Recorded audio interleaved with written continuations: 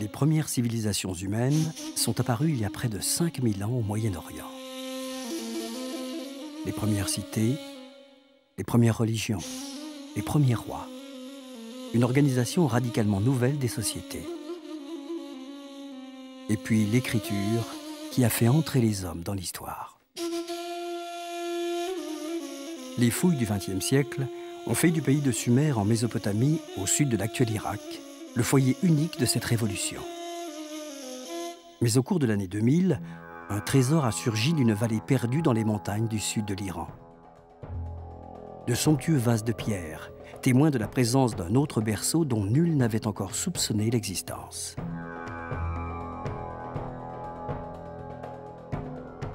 Les plus anciennes légendes mésopotamiennes évoquaient bien un antique royaume nommé Harata, protégé par de hautes montagnes.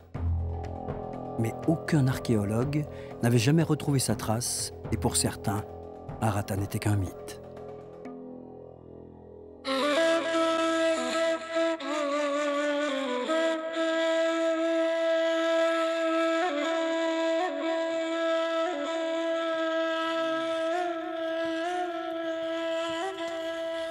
اولین ظرفی بنده خدا بود همینجا او میگفت والا مادرم اینا خواب دیدن متوجهی خواب دیدن خود من گفته شما هیچ نداریم برین این لب رودخونه یه گودی بکنین داخل او گودی چیزی هست برداریم بین این بنده خدا من رفته اونجا شروع کرد برای کردن او ظرف اولی همون بنده خدا دید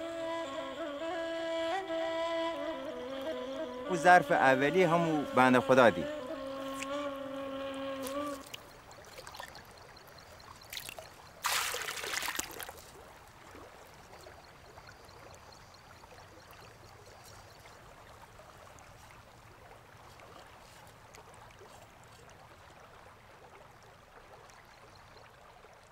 او که دید رفت فروختشن 500 تومن یه تومن همچین چیزی فروختش بعد یه تمام مردم به رجوع آوردن به همه گفت او اومد به من گفت او یکی ده به او فامیل یکی دهش گفت آقا برین لبی رودخونه کل بزنیم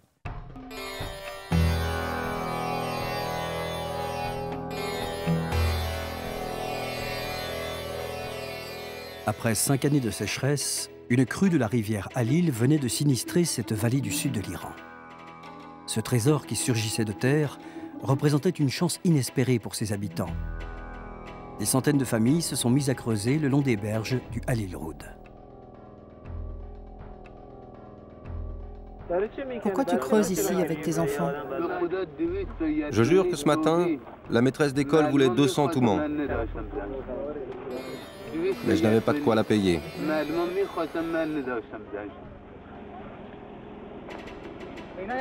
Si on faisait quelque chose pour nous, on n'aurait pas besoin de faire ça. Et comme ils ne font rien, on est obligé. Cette région isolée est traversée par une des grandes routes de l'opium venues d'Afghanistan.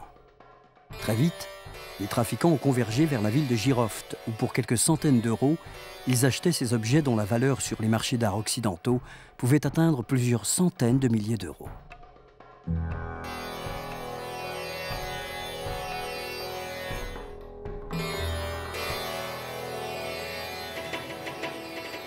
Une année entière va s'écouler avant que les autorités iraniennes prennent conscience de l'ampleur du drame qui se joue ici. Début 2001, Téhéran dépêche un contingent armé pour sécuriser la région et mettre un terme au trafic.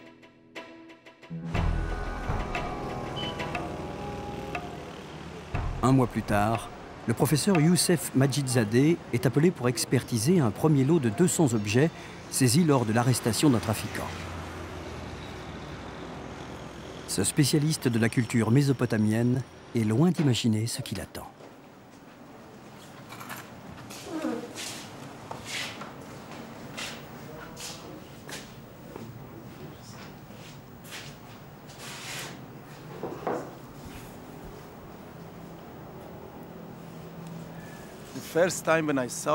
La première fois que j'ai vu ces objets, j'ai failli faire une crise cardiaque. Mon cœur s'est arrêté de battre quelques instants.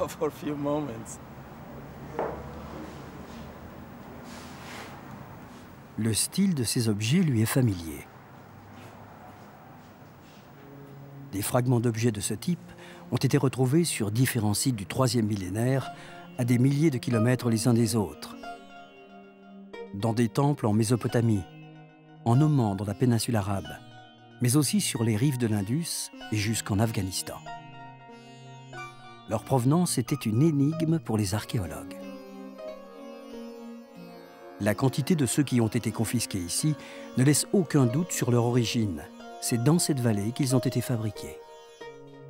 Et cette simple constatation ouvre des perspectives vertigineuses.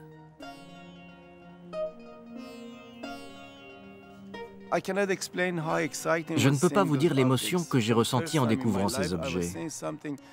Ils contredisaient tout ce que j'avais appris durant toute ma vie d'archéologue. Je voyais là une chose qui n'existe pas en Mésopotamie, un art bien plus élaboré que celui de la Mésopotamie.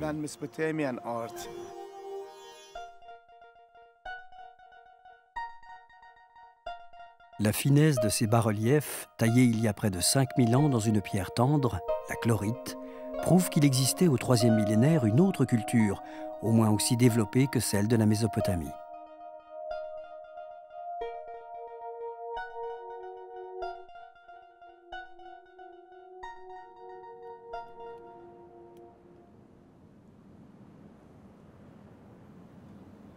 Isolée du reste du monde par des montagnes de plus de 4000 mètres et d'immenses étendues désertiques, la vallée où ils ont été découverts est une oasis de verdure, située à mi-distance entre les deux plus anciens foyers de civilisation du Moyen-Orient, la Mésopotamie et l'Indus.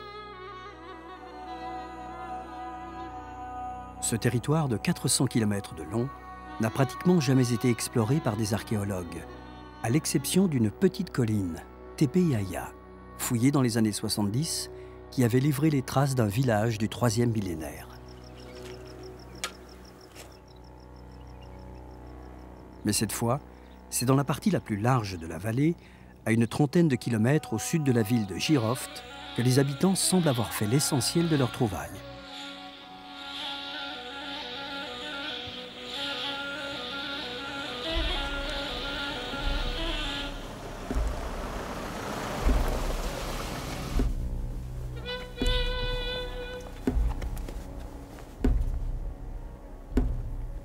Plusieurs mois ont été nécessaires aux autorités iraniennes pour reprendre le contrôle de la région. Et lorsque le professeur Majid-Zadeh peut enfin se rendre sur place, il découvre un véritable carnage.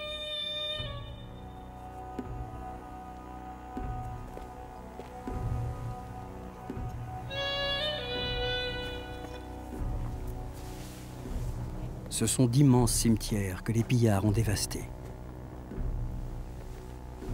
Le nombre de ces fosses béantes suggère qu'une quantité phénoménale d'objets a été extraite de ces tombes. Mais elle prouve aussi qu'une importante population vivait ici, il y a 5000 ans, ce que personne n'avait encore imaginé.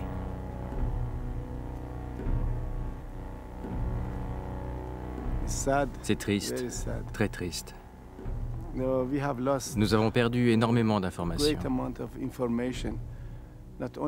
Les objets, bien sûr, mais surtout beaucoup d'informations. Nous n'avons aucun squelette, aucun ossement à étudier. Plus rien. Nous ignorons qui ils étaient, quels liens existaient entre eux. Nous ne savons rien de leur maladie ni de leur religion.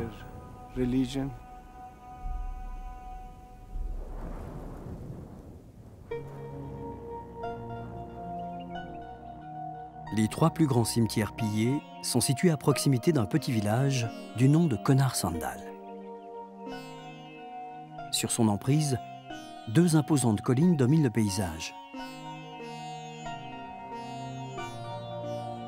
À leur surface, une multitude de tessons de poterie trahit la présence de vestiges du IIIe millénaire avant Jésus-Christ.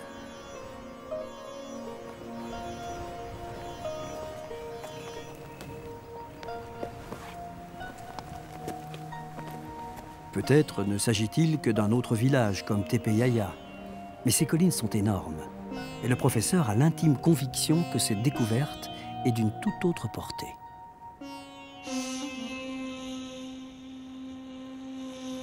Quatre des plus anciennes légendes mésopotamiennes mentionnent un fabuleux royaume nommé Harata, un antique Eldorado dont les Sumériens convoitaient la puissance et les richesses. aucun archéologue n'a jamais retrouvé Harappa. Pourtant, l'une de ces légendes livre des indices très concrets sur l'itinéraire d'un messager que le roi d'Uruk envoie au roi d'Harappa pour exiger sa soumission.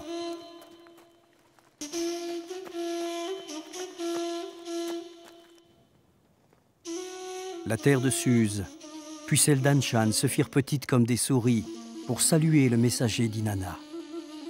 Dans les hautes chaînes de montagnes, tous se prosternèrent dans la poussière sur son passage. Il franchit 5 montagnes, 6 montagnes, 7 montagnes, et ne releva les yeux que lorsqu'il fut en vue d'Harappa. En 1976, Youssef Majid-Zadeh publiait un article qui déduisait de ces indications qu'Harappa devait se trouver précisément dans cette région du sud de l'Iran. Comment ne penserait-il pas que ces vestiges sont ceux de la légendaire Harappa?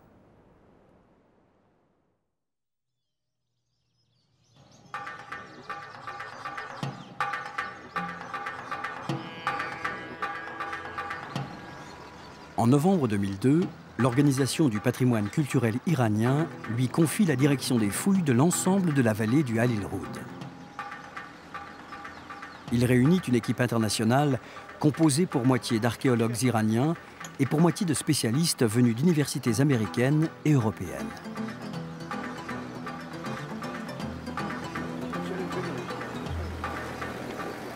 La maison de fouilles est installée dans la ville de Jiroft, à 25 km au nord des sites.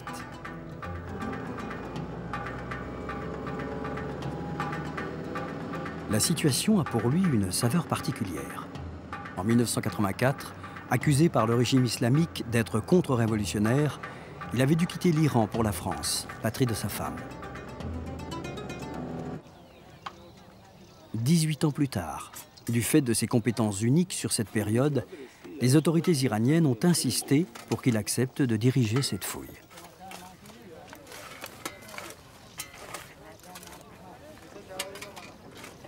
Le chantier est énorme. Près de 200 ouvriers venus des villages avoisinants ont été formés pour la circonstance. 12 sondages sont ouverts simultanément sur les 2 sites.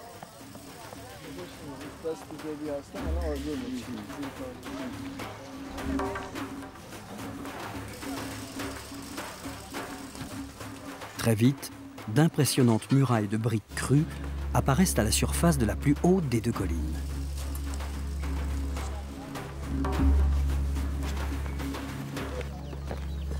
Une tranchée stratigraphique permet d'entrevoir la nature des vestiges qui la composent.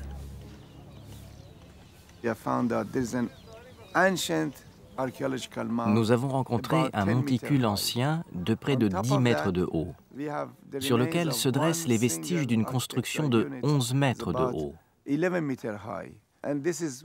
Il s'agit d'un seul bâtiment, datant d'une seule période. Il devait être gigantesque pour qu'il en reste une telle hauteur.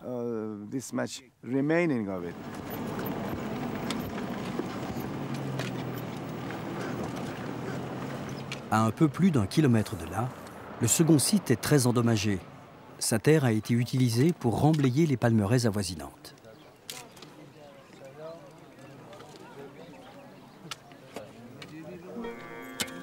Ce qui reste de la colline semble n'être qu'un énorme amoncellement de briques crues.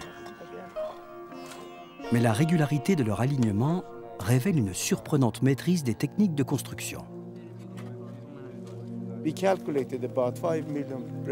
Nous avons calculé qu'il devait y avoir près de 5 millions de briques.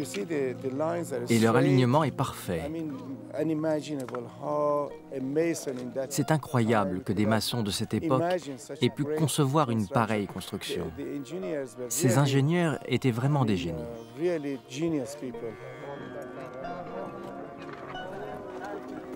Ce monument paraît en fait constitué de plusieurs plateformes, empilées les unes sur les autres. Une structure qui rappelle le motif de certains vases en chlorite.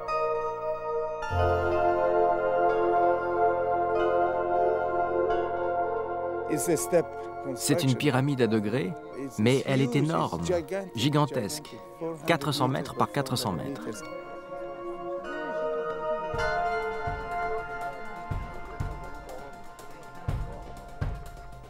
En Mésopotamie et en Élam, des pyramides de ce type ont été mises au jour sur de nombreux sites.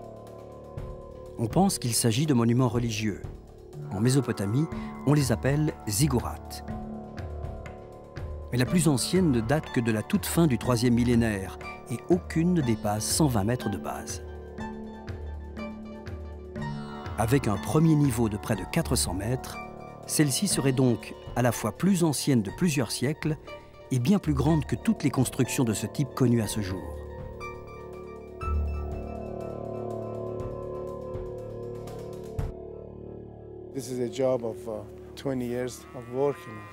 Dégager ce monument représente 20 ans de travail. C'est pourquoi nous avons demandé l'aide de nombreux pays.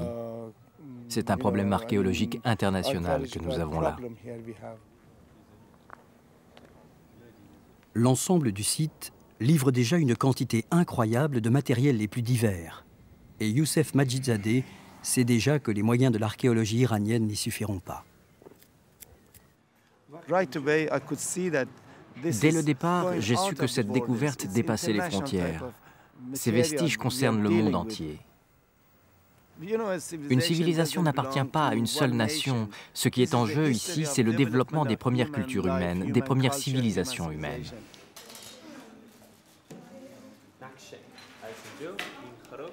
Du fait de son isolement pendant de longues années et de l'accent mis sur la culture islamique, l'Iran manque de spécialistes du 3e millénaire.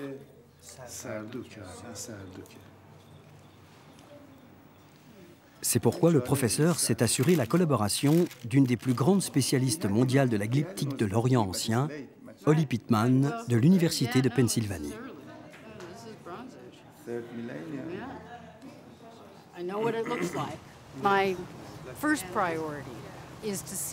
Mon principal objectif est de préparer une nouvelle génération d'archéologues iraniens à se confronter à ce qui est, à mon avis, un des gisements archéologiques les plus riches du monde.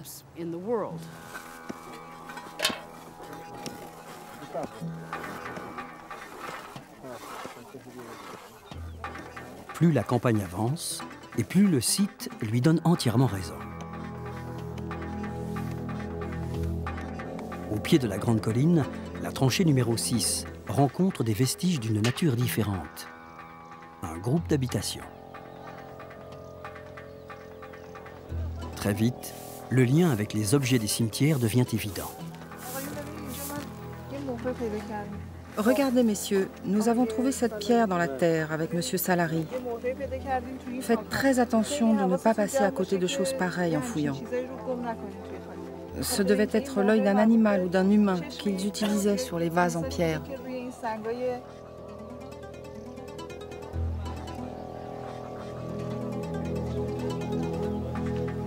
Majidzadeh décide alors d'ouvrir d'autres sondages à 700 mètres de la colline, dans la direction d'un des grands cimetières pillés. Il rencontre immédiatement de riches traces d'occupation.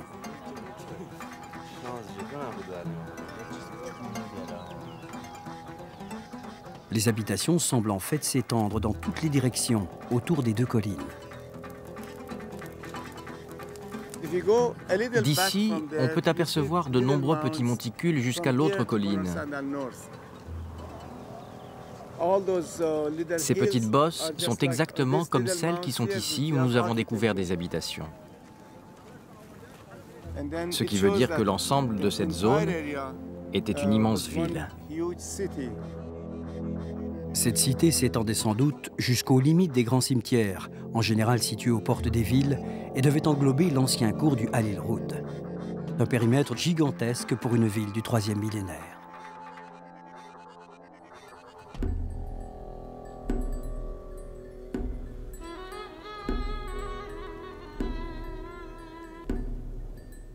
Parallèlement à la fouille, le professeur Majidzadeh a confié à son assistant, M. Soleimani, le soin d'effectuer une exploration systématique de l'ensemble du cours du Halil Roud. Cette vallée recèle une incroyable quantité de traces témoignant d'une forte présence humaine au 3e millénaire.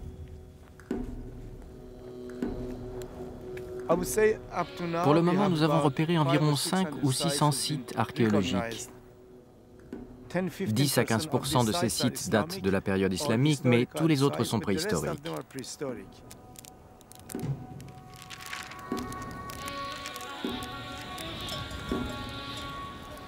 Même les endroits les plus reculés des montagnes, aujourd'hui pratiquement déserts, semblent avoir été occupés à cette époque. Il y a des pavés dans la terre, des pavés anciens. Ces pavés montrent qu'il y a là un cimetière. Il y en a beaucoup, la montagne en est pleine. Il y a souvent des morceaux de poterie autour, tu en as vu? Oui, j'en ai vu.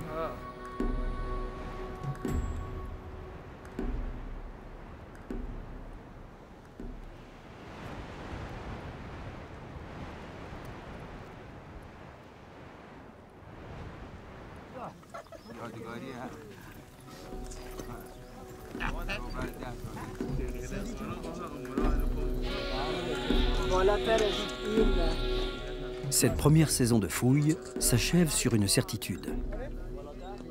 Cette cité qui émerge peu à peu de terre était le cœur d'un vaste royaume qui prospérait ici il y a 5000 ans. Une énorme pièce manquante dans le grand puzzle des origines de nos civilisations.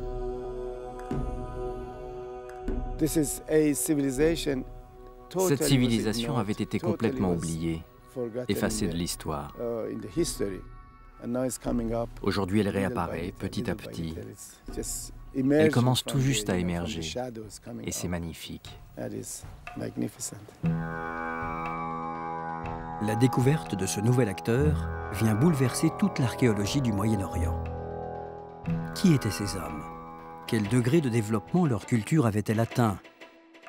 Quel rôle ont-ils joué dans la naissance des premières civilisations?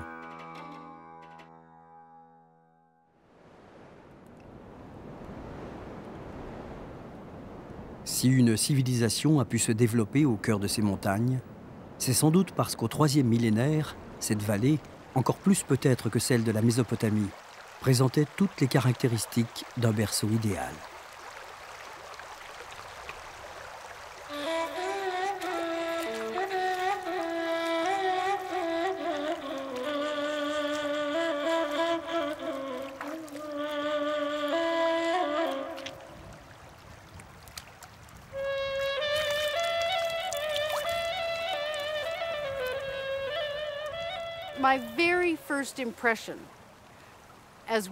Ma toute première impression, lorsque j'ai découvert cette vallée, a été celle d'une petite Mésopotamie. C'était une plaine alluviale, une terre agricole très riche, parcourue par une rivière qui était à la fois source de vie, mais aussi un élément naturel imprévisible, qui a dû obliger les hommes à faire preuve de créativité pour pouvoir vivre sur ces berges. Pour tenter de comprendre jusqu'à quel point les habitants de cette cité étaient parvenus à domestiquer ces richesses, de nouveaux spécialistes ont rejoint l'équipe. Marjane Mashkour est paléozoologue. Elle étudie les ossements animaux découverts sur le site. Margareta Tenberg, elle, s'intéresse aux résidus végétaux, en particulier les graines et les charbons de bois récoltés dans les habitations.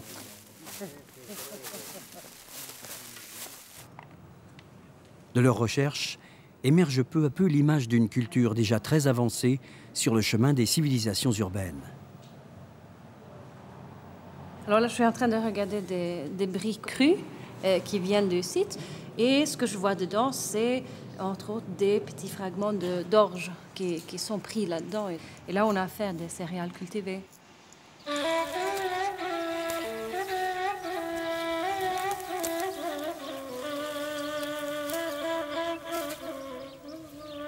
Ici, comme en Mésopotamie, les hommes pratiquaient donc déjà l'agriculture.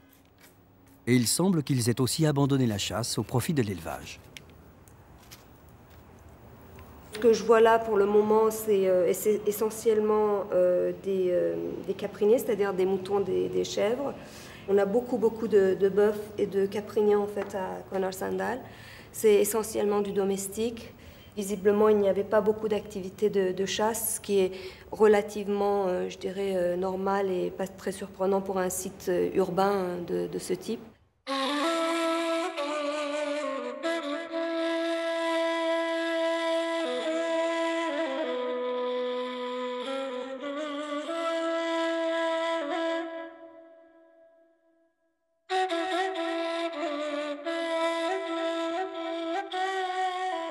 tout ça est passionnant pour nous, d'être aussi proche de l'homme et de ses gestes. Finalement, on peut imaginer vraiment la personne qui était là.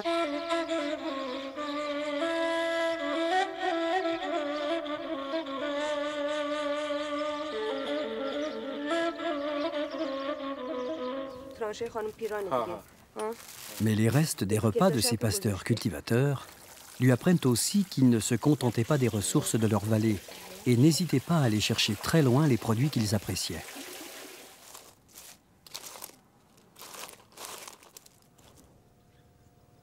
On a vraiment, de manière relativement importante et constante, des eaux de poissons.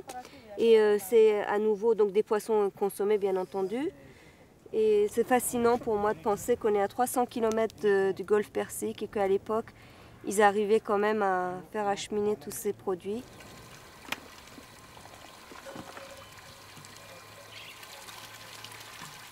Les charbons de bois retrouvés sur le site suggèrent même que ces hommes avaient peut-être inventé puis exporté vers le golfe Persique un type de culture devenu par la suite vital dans toutes les régions désertiques et semi-désertiques.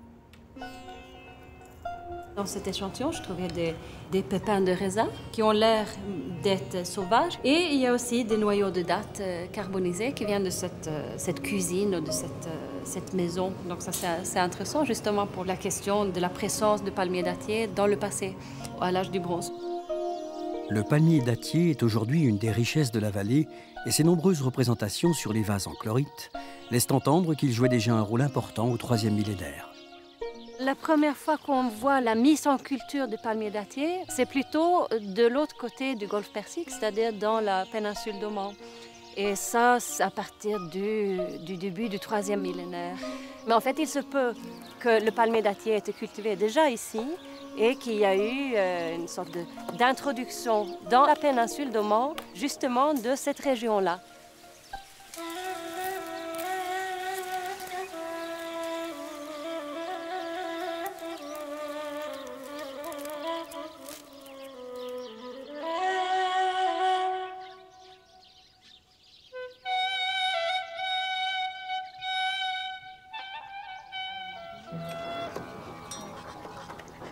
Une telle introduction supposerait que cette civilisation n'était pas restée isolée dans ces montagnes, mais avait pris contact avec d'autres cultures contemporaines. Or, à la mi-février, une tranchée située au pied de la grande colline commence à livrer de nouveaux indices qui viennent appuyer cette hypothèse. Des empreintes de sceaux, la spécialité d'Olly Pitman.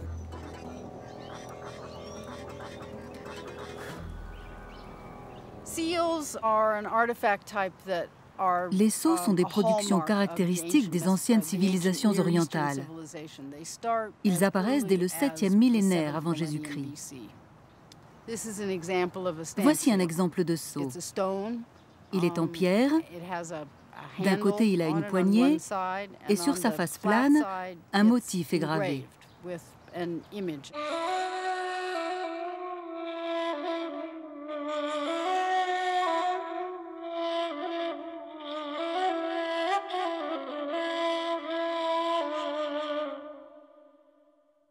L'empreinte d'un sceau, apposée sur l'argile qui fermait un récipient, était un document officiel qui identifiait le propriétaire du contenu. Au IIIe millénaire, les échanges concernaient principalement des matières premières et chaque cité, chaque région produisait un type de sceau dont les motifs lui étaient propres. Or ici, ces motifs présentent une variété exceptionnelle. On a des motifs et des formes qui se rattachent à la Mésopotamie à l'ouest, à la vallée de l'Indus à l'est, peut-être au nord à la Bactriane ou à l'Afghanistan, et au sud aux régions du golfe Persique.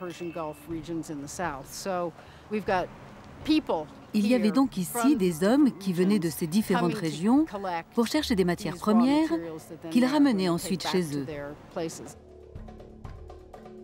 Cette cité était donc au cœur d'un vaste réseau d'échanges qui impliquait l'ensemble du monde civilisé de l'époque. Mais que venaient chercher ici les représentants de ces lointains royaumes? Et pourquoi cette activité se concentrait-elle au pied du mystérieux édifice de la Grande Colline?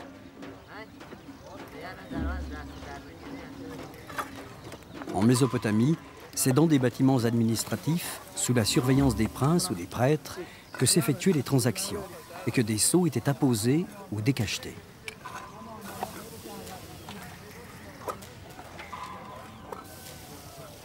Depuis leur découverte, le professeur Majid-Zadeh a concentré une grande partie de ses moyens sur l'extension de cette tranchée.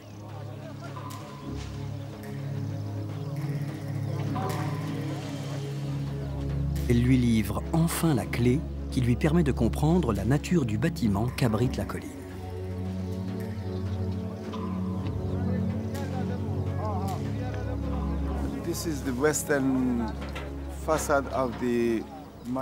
Nous avons ici la façade ouest de cet édifice monumental. Elle est tournée vers l'ancien lit de la rivière Halil. Et là, on peut voir que c'est l'entrée, parce qu'à droite, le mur d'enceinte se termine.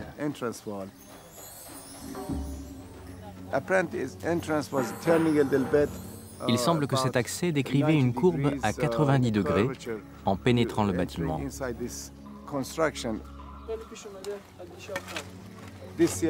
Cette année, nous avons pu progresser de 15 à 20 mètres à l'intérieur de cette gigantesque construction.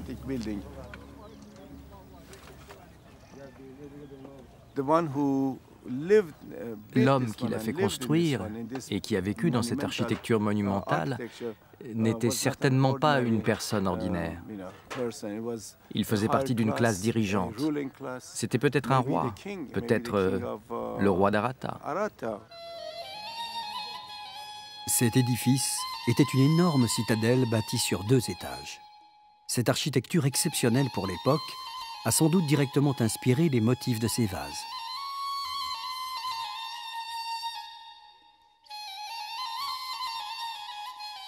Et pour les archéologues, c'est une preuve supplémentaire du degré de sophistication qu'avait atteint cette civilisation. Imaginez-vous dans un palais au sommet de cette colline, et le soir, vous vous asseyez sur la terrasse et vous contemplez ce paysage. C'est vraiment très beau.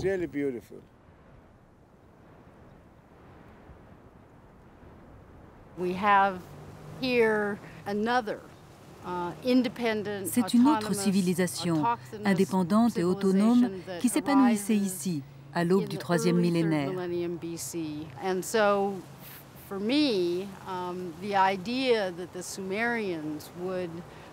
Donc, pour moi, l'idée que cet endroit puisse être l'Arata des Sumériens, qu'ils décrivent comme une autre cité-État mésopotamienne, simplement très éloignée, paraît tout à fait vraisemblable. Pour tenter de protéger ce trésor archéologique contre d'autres pillages, le professeur Majid-Zadeh a consacré tous ses jours de repos à donner des conférences dans les villages de la vallée. Et cette approche porte ses fruits. La police est efficace ponctuellement, mais pas sur la durée. Le mieux, c'est d'éduquer les gens, de leur apprendre ce qu'est le patrimoine culturel, la véritable valeur de ces vestiges. Les écoles de la région viennent visiter les sites et interroger les archéologues. Et ces mêmes familles, qui il y a 1 an à peine creusaient ici à la recherche de trésors, s'y rendent aujourd'hui en promenade le vendredi. ما نمیدونستیم واقعا نمیدونستیم همچین کسی بود ولی از زمانی که دکتر مجیدزاده اومد اینجا تشریف آورد و صحبت کرد گفت همچین چیزی هست ما بسیار خوشوقت شدیم بیشتر به روستامو فعالیت میوا بکنیم بیشتر توجه داشته باشیم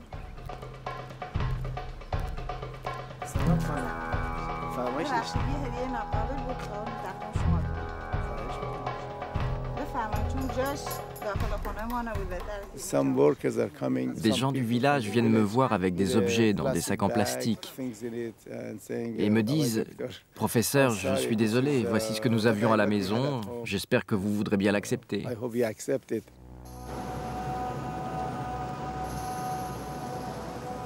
Le professeur Majid-Zadeh attend beaucoup de cette 3e campagne, mais elle commence sous de mauvais auspices. J'espère qu'il ne pleut pas sur les sites, sinon nous allons devoir interrompre la fouille.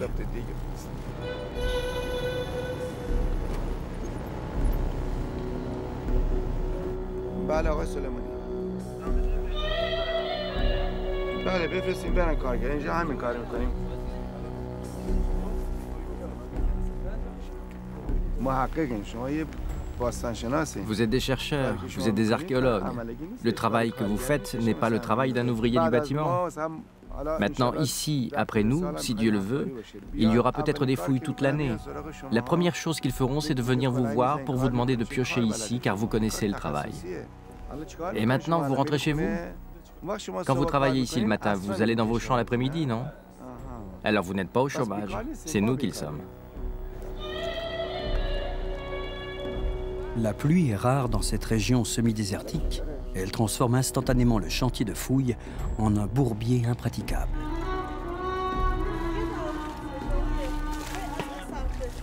Tous ces vestiges sont en briques crues, autrement dit, en terre séchée. L'eau puis les températures qui peuvent atteindre ici 50 degrés détruisent irrémédiablement toutes les structures que la fouille a exposées à l'air libre.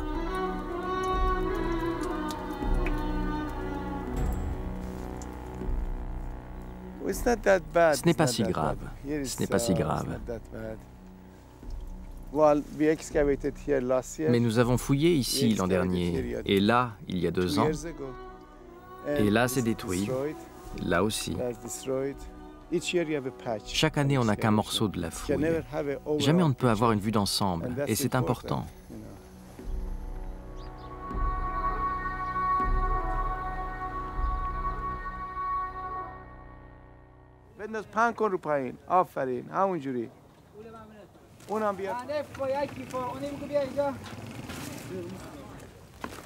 Heureusement, la pluie ne dure jamais longtemps ici.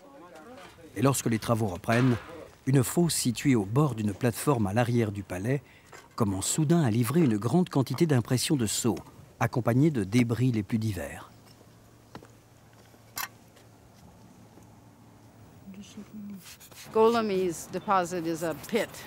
L'endroit que fouille Madame Golami est une fosse, c'est-à-dire une poubelle située au bord d'une plateforme. Et on trouve dans cette fosse de nombreux gobelets en terre, des ossements, des charbons de bois et des tessons de poterie. C'est le type de débris qu'on balaye après une journée de travail.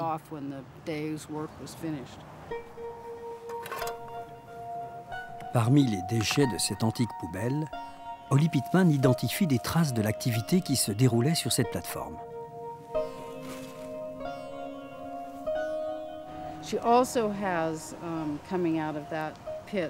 Dans cette fosse, elle a aussi trouvé de magnifiques petits morceaux de perles de pierre et de bijoux en pierre semi-précieuses. C'est ce qui me fait penser que cette plateforme était un atelier de fabrication de petits objets de luxe en pierre.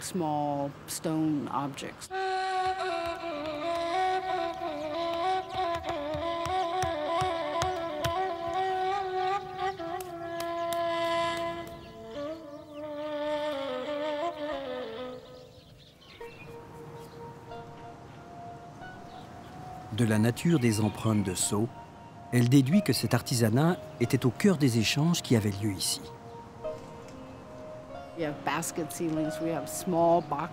On a des seaux qui fermaient des paniers, des petites boîtes, de petits sacs. Il semble qu'on scellait ici beaucoup de petits emballages.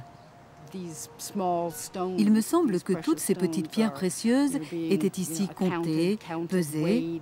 On a d'ailleurs retrouvé des poids qui montrent qu'ils contrôlaient les quantités de ces produits.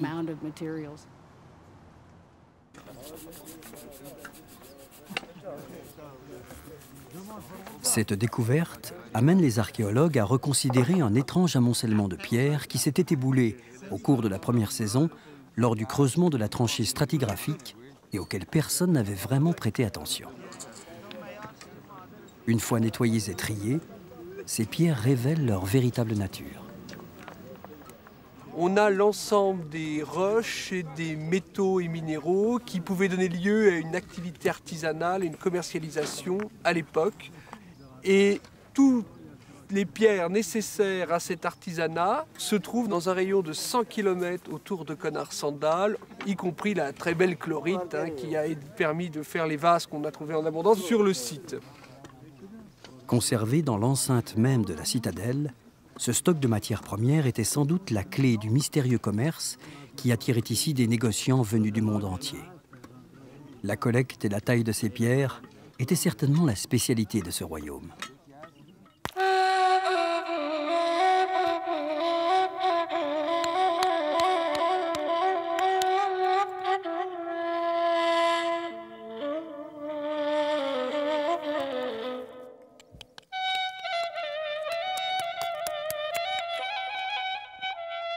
Or, dans la légende mésopotamienne, voici ce que le roi d'Uruk exige d'Arata en signe de soumission.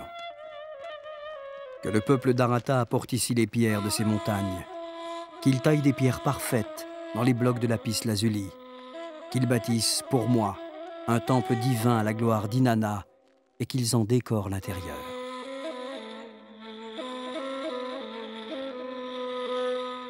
Au vu de la dispersion des vases en chlorite, la réputation des tailleurs de pierre du Halil Roud avait, elle aussi, atteint la Mésopotamie. Parmi les empreintes de sceaux, Holly Pittman découvre une nouvelle preuve de l'originalité de leur talent. Elle voit soudain apparaître un type de motif qu'elle n'avait encore jamais rencontré. Il s'agit d'un style très raffiné, basé sur une iconographie et des formes originales. Et je pense qu'on a là 2 ou 3 grands maîtres de la gravure qui font preuve d'une incroyable imagination et créent des images saisissantes de vitalité et d'énergie.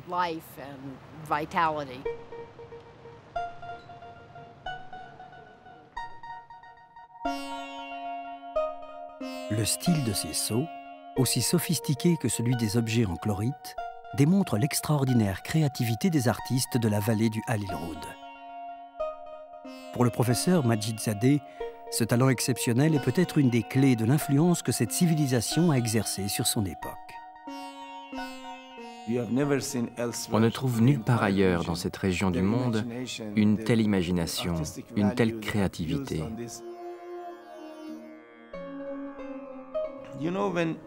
Et à cette époque, comme aujourd'hui, quand des produits s'exportaient, des idées voyageaient avec eux.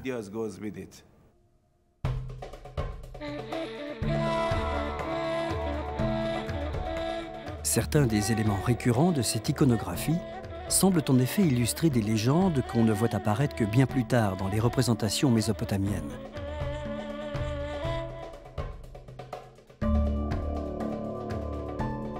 La légende d'Etana n'est documentée en Mésopotamie qu'à partir de la toute fin du IIIe millénaire. Elle raconte que pour se venger d'un aigle qui avait dévoré ses petits, un serpent, conseillé par un dieu, s'est dissimulé dans une charogne pour y surprendre son ennemi.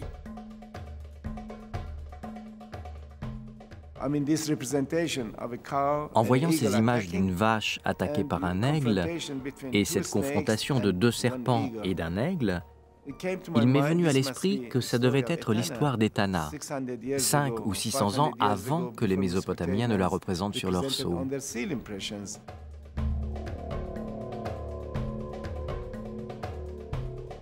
De même, l'épopée de Gilgamesh, peut-être la plus importante légende mésopotamienne, met en scène un personnage d'homme scorpion, gardien de la montagne des enfers.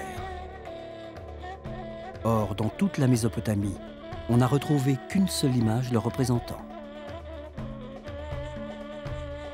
Dans la vallée du Halil Roud, l'homme scorpion apparaît des dizaines de fois sur les vases.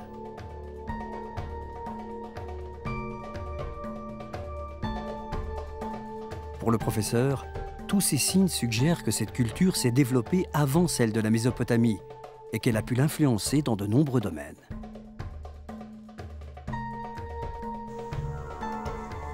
Lorsque les résultats des relevés géophysiques réalisés sur les sites parviennent à Eric Fouache, il semble confirmer cette intuition. On voit très bien apparaître en rouge, marron, un soubassement qui est la topographie sur laquelle se sont installés les hommes de Connart-Sandal.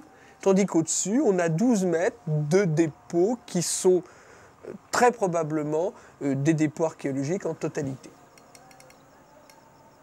On voit apparaître à 1 mètre de profondeur des structures géométriques qui ne peuvent pas être autre chose que des murs.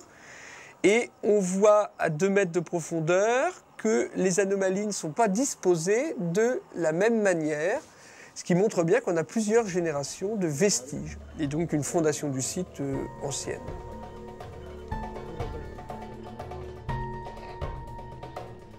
Le sous-sol de Konarsandaal pourrait donc renfermer des traces d'occupation antérieures aux plus anciens vestiges mésopotamiens.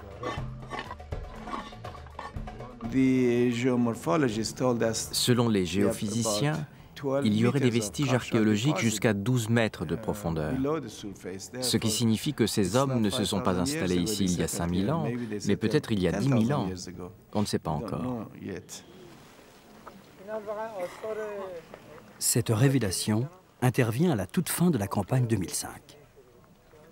Sur le site, presque toutes les tranchées ont été fermées, à l'exception de celle de M. Soleimani, à l'entrée du palais. C'est alors que se produit un incroyable coup de théâtre.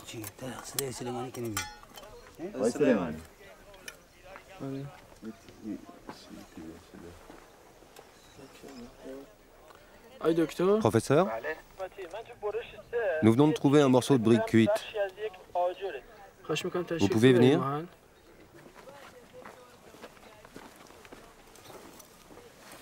Sur ce morceau de brique cuite, la première découverte sur le site, des signes apparaissent clairement gravés. Aucun doute n'est possible, il s'agit d'une inscription archaïque. Donnez-le-moi, je vous prie. C'est vous qui l'avez trouvé? C'est bien, merci beaucoup. Tous l'espéraient, mais aucun n'osait y croire. Et cette fois, la preuve est là. Cette civilisation avait, elle aussi, déjà développé une écriture à l'aube du 3e millénaire. Bonjour. Comment ça va? Alors, comment s'est passée la journée? Pas mal. J'ai ramené un petit cadeau. Une surprise pour moi? Bravo! D'où est-ce que ça vient? C'est Nader Soleimani qui l'a trouvé. Dans les fortifications, près de la porte. Qu'est-ce que tu en penses? C'est une plaque de monument. C'est de l'élamite linéaire, mais ça m'a l'air plus ancien encore. L'élamite linéaire est une écriture dont quelques exemplaires ont été découverts sur le plateau iranien. Malheureusement, elle n'est à ce jour que partiellement déchiffrée. Et cette inscription semble plus ancienne que les versions connues jusqu'à présent. Les perspectives qu'ouvre cette découverte sont si étourdissantes qu'Olly Pittman choisit pour le moment d'en rire. Je crois que je peux lire A-R-A-T-T-A. Arata. C'est dans la couche la plus récente que nous avons trouvé cette écriture. Et en dessous, nous avons encore 12 mètres de dépôt archéologique. Nous avons donc toutes les chances d'en trouver des versions plus anciennes. Et qui sait, peut-être qu'un jour on va découvrir que l'écriture a été inventée ici. Je n'affirme rien, mais on ne sait jamais.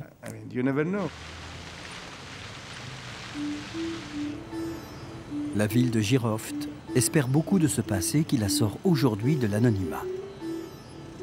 En février 2005, elle accueille dans l'enthousiasme un séminaire international consacré aux vestiges de la vallée du Halil Roud. Et plus de 2000 personnes venues de toute la région assistent à son inauguration. Des archéologues du monde entier découvrent à cette occasion ces vestiges bien réels d'une des plus anciennes cités du monde, dont seule peut-être une légende avait conservé la trace. Il faudra sans doute des dizaines d'années de fouilles pour percer tous les mystères de cette civilisation. Mais le rêve du professeur Majid-Zadeh se concrétise un peu plus chaque année. C'est presque effrayant. Je n'ose pas parler des bouleversements que ce site va apporter, parce que personne ne va me croire.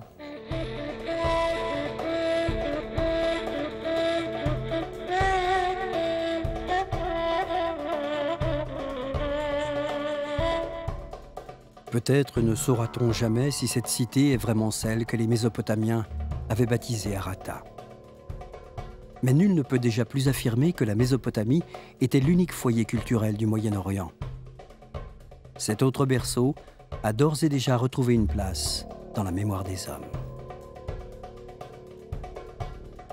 الان از زمانی دکتر مجیدیان اومده گفته آقا بله این اسم روستاتون اسم فلان فلان در همه تاریخ‌ها ما صح باشه. روستا اصلا اسم از جیرفتش نبود تا به روستای ما برسه.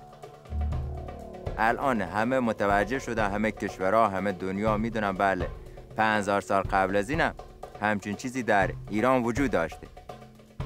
کجای ایران؟ مثلا جیرفت جز آستان کرمانه دیگه.